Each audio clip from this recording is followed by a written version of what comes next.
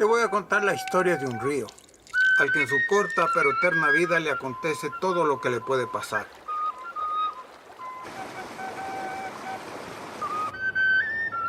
Lo vamos a seguir desde que nace en nuestras altas montañas hasta que muere en el mar.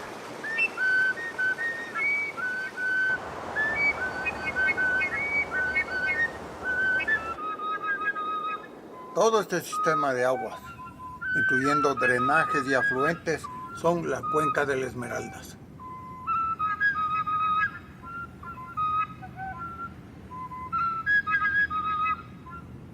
Es un solo río, pero en su camino lo vamos cambiando de nombre. Nace como Mudadero, se hace Pita, luego San Pedro, eventualmente Guayabamba y muere como Esmeraldas.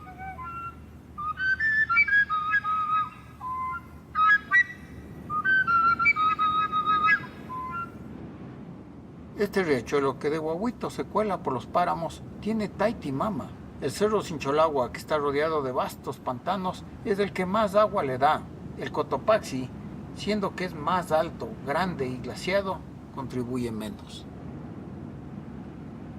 Si los altos volcanes y los páramos son los taitas del río, los abuelos vendrían a ser las nubes.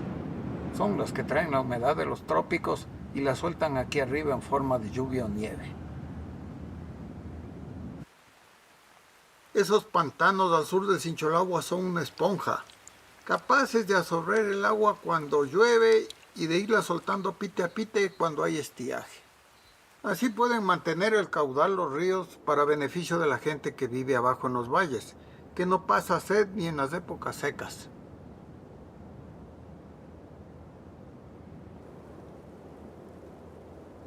Esta papa cara que cae puede ser perenne. En los páramos esto puede caer y caer y caer sin mucha fuerza, pero todo el día, toda la semana.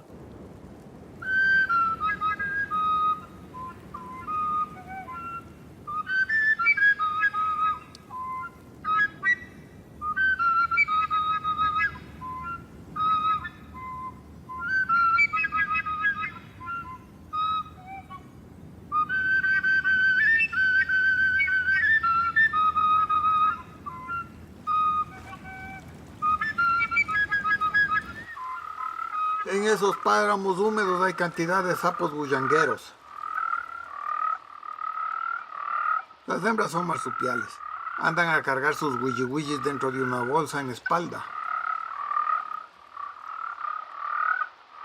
Los páramos parecen vacíos, pero si uno rebusca hay una cantidad de pequeños bichos que son los que mantienen a las gaviotas de agua dulce, a los guigles chillones y a los patos de páramo.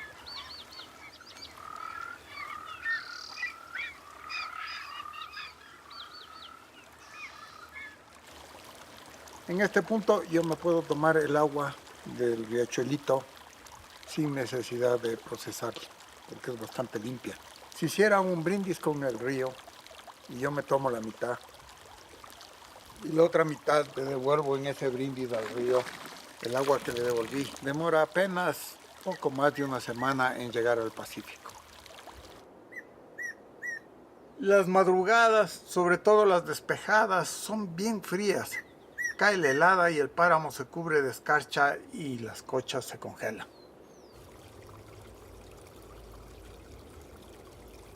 El otro Taitamama es el glaciar.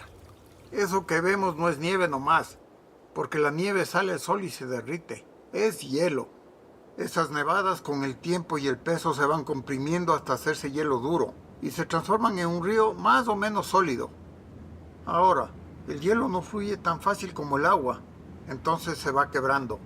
Esas son las grietas que los montañeros tanto temen. En la parte baja del glaciar, ahora más o menos a 5.000 metros, el hielo comienza a derretirse.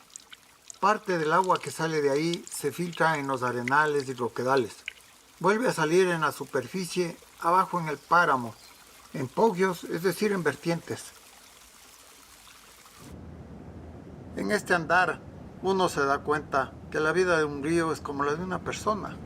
Los ríos se gestan en los pantanos y los glaciares, como el guagua se gesta en el útero de la madre. Lastimosamente, Los ríos ya no nacen puros, porque el microplástico se encarama en el viento y llega al glaciar. Pasa igualito a través de la placenta de la madre. Aquí en el Cotopaxi hay un divorcio de aguas. Si vuelvo a levantar el vaso en esta arista y hago un brindis con la quebrada que vemos a la izquierda, el convite bajaría por el Tamboyacu que sale al Napo, eventualmente al Amazonas y al Atlántico. Si hago el chinchín con la quebrada derecha, se va por el Pita al Pacífico. Como los habitantes de los valles nos está haciendo falta agua, ya desde muy alto en la montaña se comienza a hacer talanqueras para desviarla a donde convenga.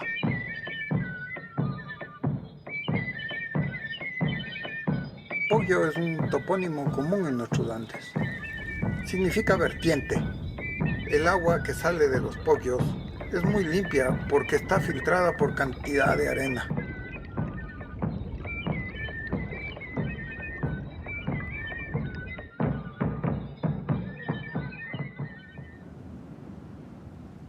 Nuestro trabajo es de control y vigilancia. En el área tenemos 7 rutas y todos los días hacemos una ruta. En la ruta vamos monitoreando flora, fauna, amenazas dentro del área, como puede ser ganadería, pescadores, cazadores. Es por el agua que se cuida aquí, por el agua que abastece a la parte sur de Quito. Pero en la actualidad, por el cambio climático, se está observando que todos esos pantanos se está secando. Lamentablemente llueve menos. En los meses de mayo, junio, julio, agosto, comúnmente nosotros le denominábamos tiempos de nevada, que era esto, que día y noche llovía, se nublaba, llovía, el Pita era más grande, era un río grande, ahora parece una quebrada nada más. Creo que Quito y todos deberíamos preocuparnos por este tema, ¿no? De la conservación, del ahorro, no desperdiciar, todo eso.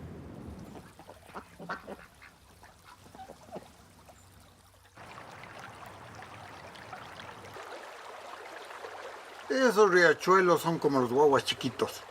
No saben de preocupaciones, pero sí conocen la alegría. Son saltarines, traviesos y juguetones.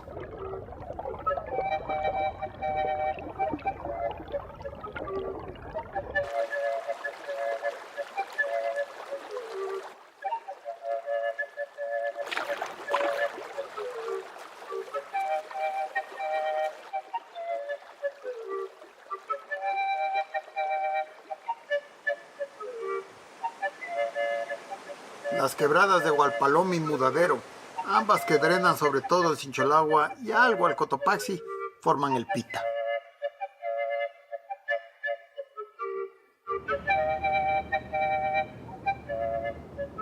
Entre el Sincholagua y el Cotopaxi hay unos pucarás.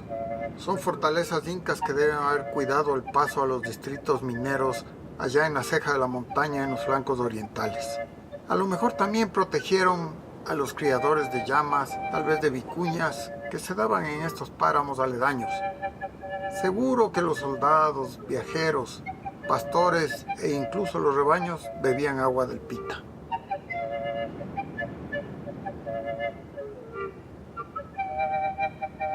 Conforme el río de nuestra historia va bajando, se topa con climas más calientes y los cultivos comienzan a asomar a la vera de su camino. En este caso, la papa, que como muchos saben es proclive a varias plagas y necesita de químicos para producir buenas cosechas. Lastimosamente, los pesticidas usados son muy solubles. Esta cercanía de los cultivos de papa con el río es ciertamente nociva.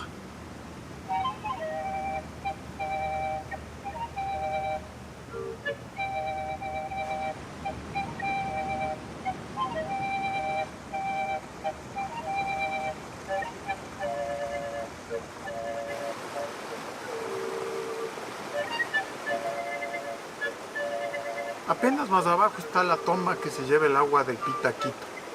Más o menos esta agua da el 20% de lo que la capital consume.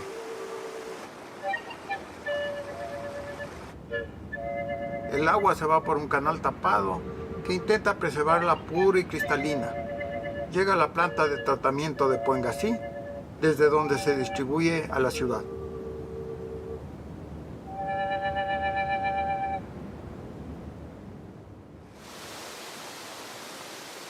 A lo que el río baja, su caudal va creciendo. Deja de ser un guagua para hacerse un guambra, es decir, un joven. Igualito que a las gentes cuando entran en la pubertad y les cría pelos y barbas, al río le salen árboles en sus márgenes. Como que le da vergüenza parecería, y se esconde en esas enormes quebradas talladas por sus ancestros los glaciares. Ahí por dentro corre el río con la fuerza de la juventud, dando impresionantes brincos cada que puede.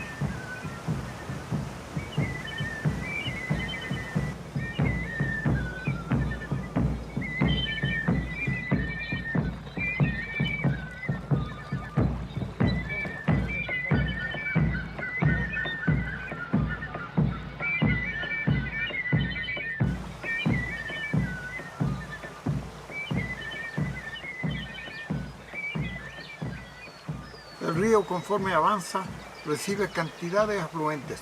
Algunos son hilos de agua y otros son riachuelos. Varios llegan subterráneos y afloran cerca de las márgenes. En esos manantiales de altura hay hasta cangrejos de agua dulce. Este es el rey de Sopoquio. Soy bióloga y he estado trabajando en estudiar los ríos los últimos 30 años de mi vida. Un río sano es un río heterogéneo. Me refiero a que tiene muchos hábitats diferentes. Por ejemplo, en este río pueden ver las piedras grandes, las piedras chiquitas, pueden ver la arena, pueden ver que hay troncos que se cayeron dentro del río, pueden ver agua rápida, agua lenta, unos que están tapados por vegetación, otros que están completamente abiertos. Y cuando tenemos heterogeneidad de hábitats, tenemos diversidad. ¿Diversidad de qué? De muchos organismos diferentes. Esta familia de aquí hace casas. Esta casita de aquí, ¿le ven? Un montón de piedritas puestas juntas con una seda. Estos de aquí es una mosca especial, solo está en los ríos más limpios. Entonces los ríos sanos son ríos diversos.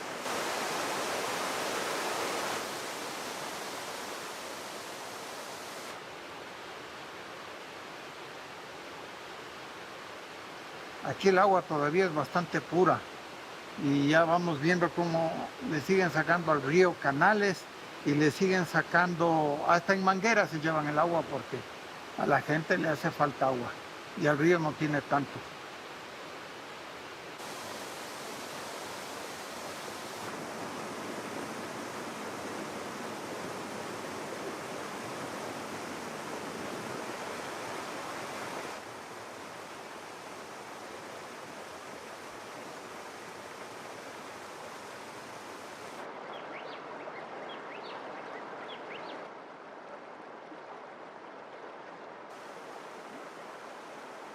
A lo largo del río hay varias tomas que se llevan el agua. Se va a través de acequias para regar los cultivos o dar de beber al ganado. Esa agua eventualmente llega a los campos por medio de llovedoras artificiales o por el tradicional método de piscuchaqui, que significa pata de paja. Una de las últimas cascadas del Pita, antes de entrar al Valle de los Chillos, es la de Quimsa. En quichua, Quimsa quiere decir 3, tomando en cuenta el agua que le han sacado al río, tanto para Quito como para los cultivos. Uno se imagina que esa cascada debió haberse llamado por lo menos Sucta, que en quichua quiere decir 6. Pero hay que ver que al río no solo le sacan agua, también ya más abajo le sacan piedras y arena. El cauce del Pita antes de llegar al Valle de los Chillos es una cantera.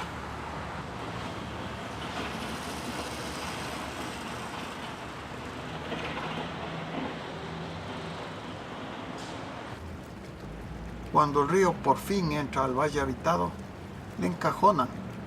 Le han robado orillas y playas para construir hasta el filito mismo. De vez en cuando ese río crece y reclama con furia lo que fue de él.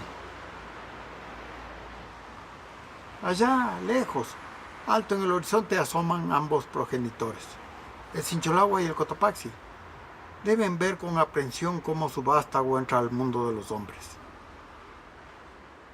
Todas esas casas botan a los desagües del agua de los servicios higiénicos, lavabos, duchas, lavanderías, todo va a las alcantarillas y eventualmente al todavía joven río.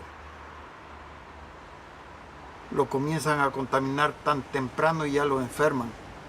Es como si nuestro joven río se pegara a sus primeros tabacos o su primera chuma.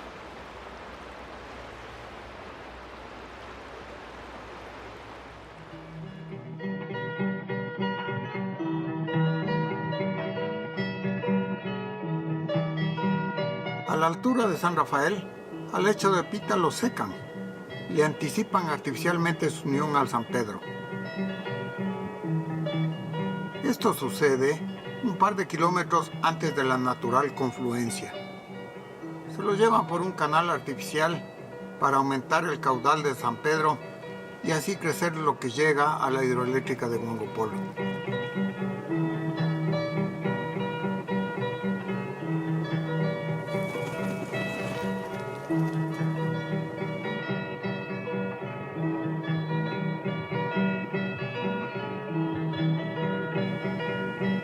A la orilla de San Pedro están las piscinas de Cunuyaco, palabras quichuas que quieren decir agua caliente. ¡Qué pena! Lindo sería, y sano también según dicen, si hubiera cómo bañarse en el agua termal de las piscinas y luego en el agua fría del río. Aunque siempre es mejor no ensuciar que limpiar, hay gente que se convoca en Cumbayá y pone su mejor empeño en unas mingas que se hacen en el San Pedro. Esto debería ser un ejemplo para otros, sobre todo para los más cochinos. Las 14 mingas hemos recogido más de 12 toneladas. Estas 12 toneladas hemos evitado que vayan al mar, que vayan a Galápagos. Entender que el río pasa por aquí, pero no solo pasa. Viene, va, afecta a comunidades hacia abajo, viene de zonas limpias y luego lo echamos a perder. Aquí en la sierra podemos moverle ya, pero en la costa los niños se bañan en el río, lavan en el río les inunda, es una interacción mucho más grande y yo solo pienso, toda esta basura, toda esta contaminación va a llegar allá. Que no boten basura al río porque va a ensuciar todo el planeta y el planeta es nuestra casa. Imagínate que tu casa está tan sucia y toda la basura está ahí. Es como eso, pero no es todo nuestra casa, de todas las personas. Este río cae al Esmeralda. Sí. ¿Tú conoces el río Esmeralda? Sí, claro. Sí. Cuando tú al frente de Esmeralda te metes al río, ya está agua. No, yo nunca me he bañado ahí. ¿Por qué? El río es muy cochino. Es cochino. Porque aquí no cuidamos. Por eso es cochino. Sí. En realidad, con mingas uno no puede limpiar el río. Las mingas no están hechas con ese propósito, pero sí para mostrar en terreno ya el efecto que tiene la contaminación de nuestros propios hogares. No es lo mismo hablar de cuidar la naturaleza, cuidar los ríos, que meter las manos en el San Pedro con guantes y con botas porque está totalmente contaminado, sacar alfombras, ropa, botas, mangueras, juguetes y darse cuenta de que toda esa contaminación viene precisamente de esa fuente, de nuestros hogares. Quito, como ya vimos, recibe un agua bastante limpia a través del canal del Pita, pero la devuelve al Machángara, transformando a este afluente en una cloaca abierta. Quito no tiene un sistema de tratamiento de aguas, entonces las aguas servidas, y esto quiere decir cada vez que tiramos las aguas del baño, no pasan por depuración, sino que entran directamente al río. Ahí lo que ves es justamente aguas servidas que entran directamente al río. Hemos visto camiones que retroceden y botan toda la basura. Y muchas veces nos preguntamos por qué ahora tenemos tantas enfermedades y todo está asociado a lo que comemos. Y todo lo que comemos necesita agua y el agua que proviene de nuestros ríos no necesariamente está limpia, la hemos contaminado. Incluso tú puedes decir la vida de la ciudad basado en la composición que tiene el río, qué recibe, ¿no es cierto? Y estamos nosotros tirando antibióticos de todo tipo, ¿no es cierto? Porque la gente toma muchos antibióticos y en el río los organismos empiezan a ser resistentes, lo que significa que tienes microorganismos súper poderosos, súper fuertes, que es súper difícil que les mate cualquier antibiótico porque ya han tenido tanta exposición que van evolucionando y van cambiando y se hacen estas cepas súper resistentes, ¿no? Entonces sí, cuando dices entro al río, ¿qué miedo? ¿Qué me va a dar? Tienes que tener miedo con un río contaminado. porque va a tener tantas cosas que de verdad te puede dar alguna bacteria rara que es dificilísima de matarla. Tenemos este machángara nauseabundo. Debería ser vergüenza para los quiteños. Sin embargo, no hace falta irse muy lejos, ni siquiera a Europa ni a Estados Unidos, que aquí nomás a la vueltita hay una ciudad con los ríos limpios. A Cuenca la cruzan 4 ríos, y sus habitantes se han visto en la necesidad de mantenerlos limpios, si no la vida se les haría harto intolerable. Inclusive tienen un machángara propio, hasta se llama igualito, y es tanto más limpio que el nuestro. Y esto lo pueden hacer porque han construido unas piscinas donde se llevan las aguas negras, donde las tratan y las devuelven al río ya limpias. Ahorita necesitamos piscinas de depuración, una planta de tratamiento de aguas residuales. En muy pocos años, estamos hablando de unos 10, 15 años, tendríamos el río limpio, porque el río tiene la propiedad de autopurificarse si recibe agua limpia. Imagínense ustedes que tendríamos aquí una vegetación maravillosa de ribera del río y que nosotros podamos venir los quiteños a estar en contacto con el río, como hacían nuestros antepasados, que tenían ese contacto con el río. Cuando el San Pedro llega a la unión con el machángara, como que se tuerce y se retuerce en una cantidad de meandros, tratando de esquivar esa unión cochina. Ya unidos, San Pedro y machángara conforman el Guayabamba. El basurero de Quito, que está en el Inga, suda lixiviados. Son sobre todo líquidos que la descomposición orgánica produce. Debido al mal manejo acaban filtrándose al río y por la quebrada del Chiche llegan al Guayabamba. Ahí también bajan sustancias tóxicas que provienen de las pilas, baterías y compuestos electrónicos, y todo eso ingresa a nuestra cadena alimenticia. Ahí cuando el Guayabamba pasa lateral al nuevo aeropuerto de Quito, en la vía Collas, corre debajo de una pirámide construida en los 1750 por la Condamine. Los franceses levantaron este hito para determinar la forma de la Tierra. Esa expedición confirmó que el mundo es achatado en los polos. De Yapa pusieron de moda la palabra Ecuador, que ahora llevamos como nombre.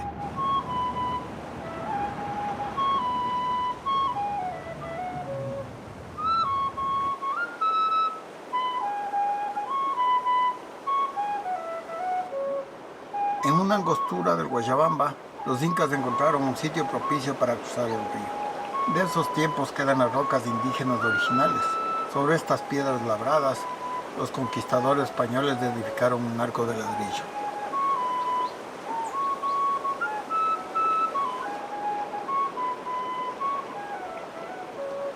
Apenas más abajo, el río que nació en el hemisferio sur cruza la equinoccial para no volver. Va a morir eventualmente en la mitad norte del planeta. Aparte del machángara, hay otro río sucio que desagua al norte de Quito. Es del Monjas. También va a caer en el Guayabamba. A su vera hay otro pucará, el de Rumicucho, y nos recuerda a los que vimos en el Cotopaxi.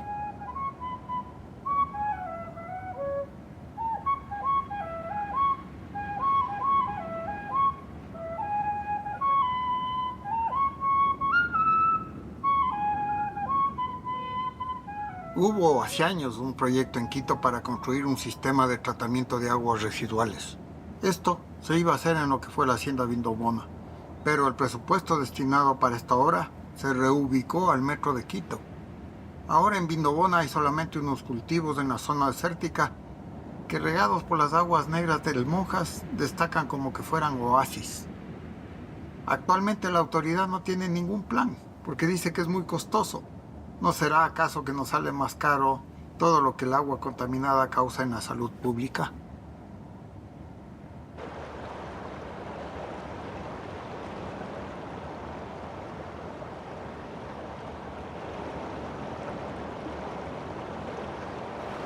Desde la punta de las lomas hasta el fondo de la cuenca del río hay más de 1000 metros de desnivel.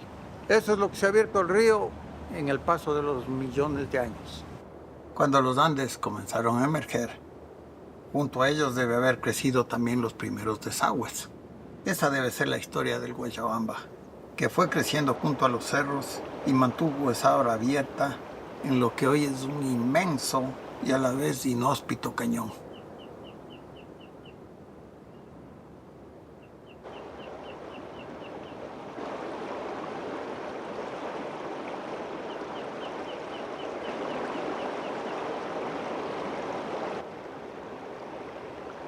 Aquí en este sitio, el aire frío de los Andes se mezcla con el aire cálido del trópico. La humedad se condensa y se crean neblinas. También se generan fuertes vientos, que son los que ponen el ritmo en un baile con las nubes.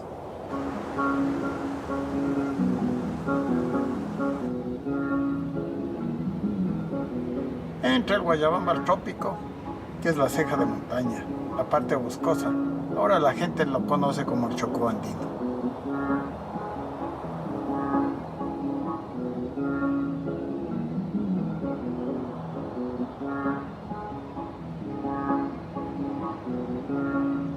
Yo soy guayaquileño, pero ya vivo 25 años aquí. Bueno, el río Guayabamba es un río muy profundo y la verdad es que en el verano no hay la pestilencia que hay ahorita. Como las quebradas bajan, le alimentan de agua. Y en el invierno sí es una pestilencia insoportable, porque viene del desperdicio de que botan en Quito. Entonces toda esa podridumbre hace daño a todo lo que es ser viviente. Pero no hay pesca, no hay nada, ahí no hay nada. Mejor dicho, usted no puede ni pasárselo a ese río. Una, porque es peligroso. Otra, por lo que le puede caer una sarna. Y si esa sarna se complica, aquí nomás podemos acabar.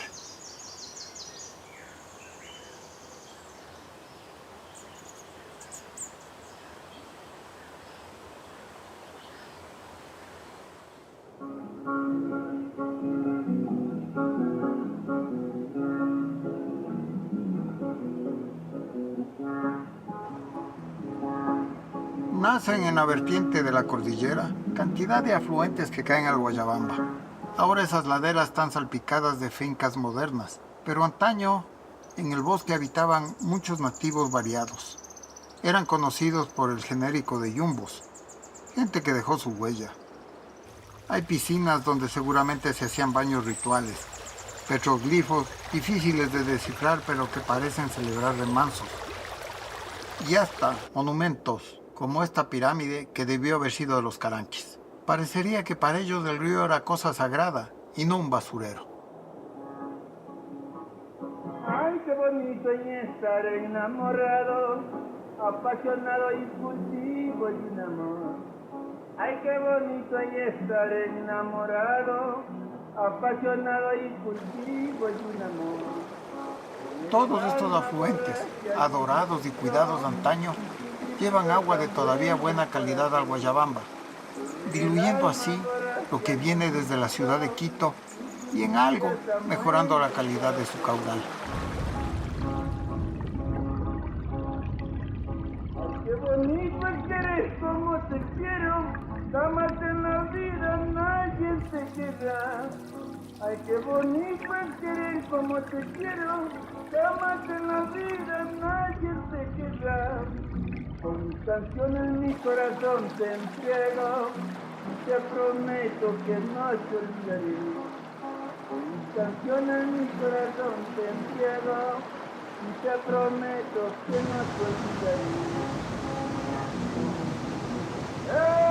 ¡Epa!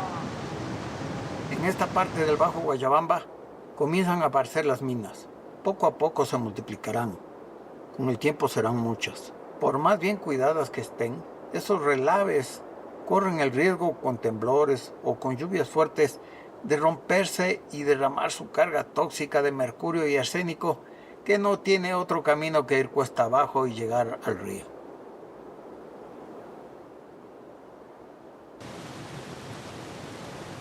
Manduriacu es la última de muchas represas hidroeléctricas. Capta junto al agua cantidad de sedimentos y los tóxicos que vienen junto a ella.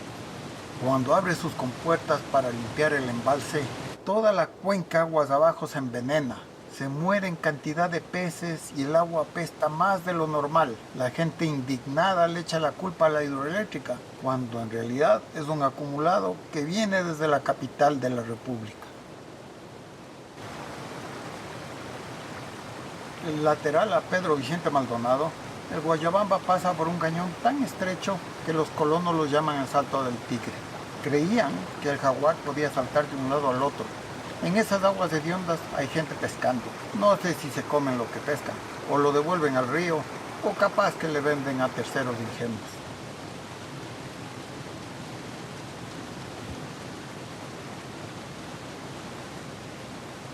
Porque es el que es muy sucio ese río.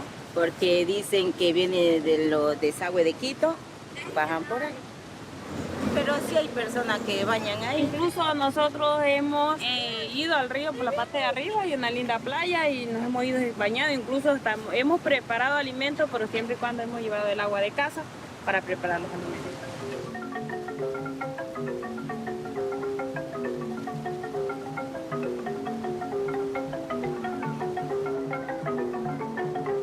En la llanura el río ya no corre. Llega viejo, cansado, ancho, pero sabio. Nos dice verdades y no le sabemos oír. Es como un abuelo despreciado cuya herencia nos llegará tarde o temprano. El legado viene porque ese abuelo es sangre de nuestra sangre, es nuestro otro yo, es nuestro espejo. Tiene todo lo que le hemos dado y de poco a poco nos lo va a devolver.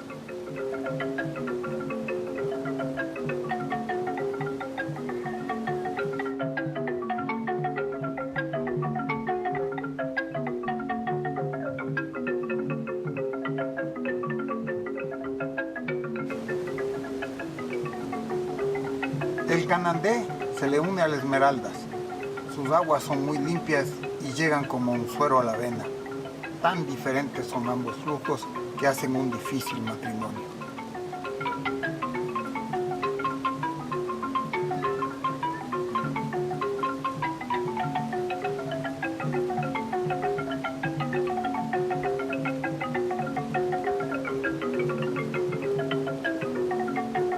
Cerca de la desembocadura, donde ya sabemos de dónde y de qué calidad viene nuestro viejo, hay unas tomas de agua.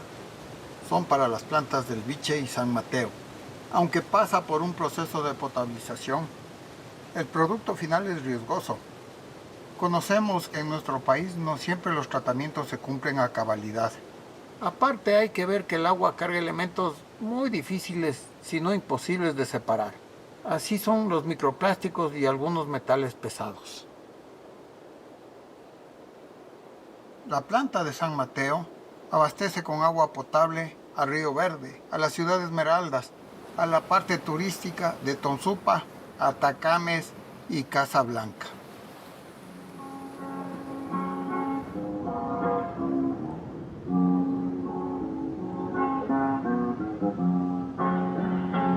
Óyeme, entre las doñas todo ha muerto, no queda nada ni una llama en la ceniza. Óyeme, entre las doñas todo ha muerto, no queda nada ni una llama en la ceniza. Al manglar solo se puede entrar en baja mar. En marea alta, las raíces del mangle quedan sumergidas. Entre ellas crecen las conchas de infinidad de peces juveniles. Mi amor ya de tu cielo abre despacio, ramos secos de viejas tensiones. Mi amor ya de tu cielo abre despacio. ¿Cómo es que viene el agua el continente contaminada con nuestras heces, con nuestra basura? Para que pensemos que lo que pasa aquí nos afecta allá y lo que pasa allá nos afecta acá. Entonces tenemos que buscar la manera de juntar lo citadino con lo rural, porque hay una parte que sin la otra parte no funciona.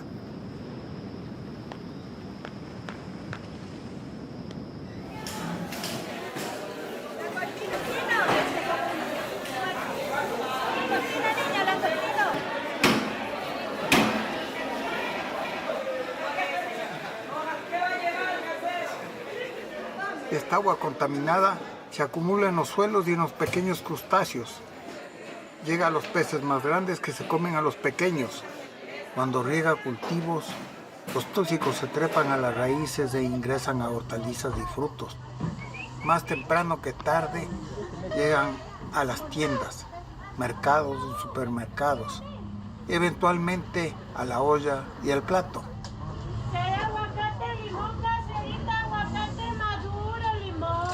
Los ríos vienen a ser las venas del continente. Al ensuciar ese sistema circulatorio, acabamos irremediablemente embarrando el nuestro.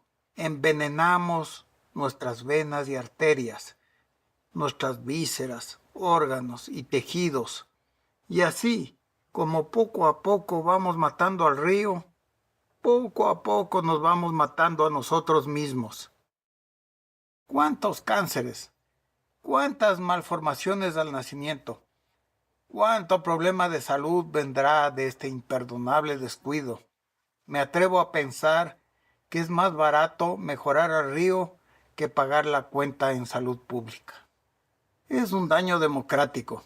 Se envenena el presidente y su madre, el juez y el reo, el alcalde indiferente y el concejal cómplice, la gerente y el obrero, el pobre pero también el rico y hasta el médico con todo y su paciente.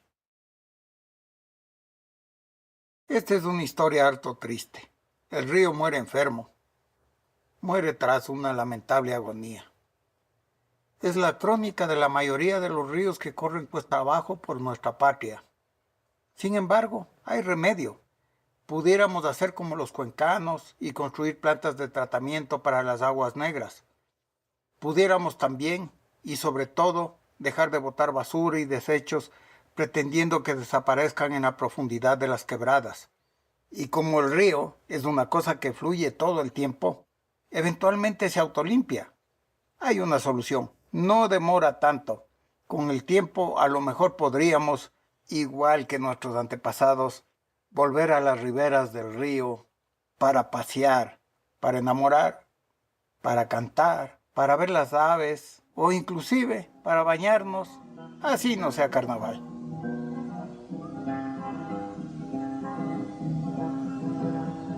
Debajo de tu custán, te vi de correr un ñoco. Te vi de correr un ñoco. La nahui me enamoré, la nahui me enamoré, la nahui me enamoré, la nahui me enamoré, la nahui me enamoré.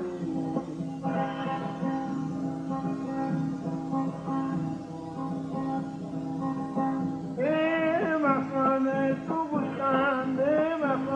tu bután, te vi por el unñoco,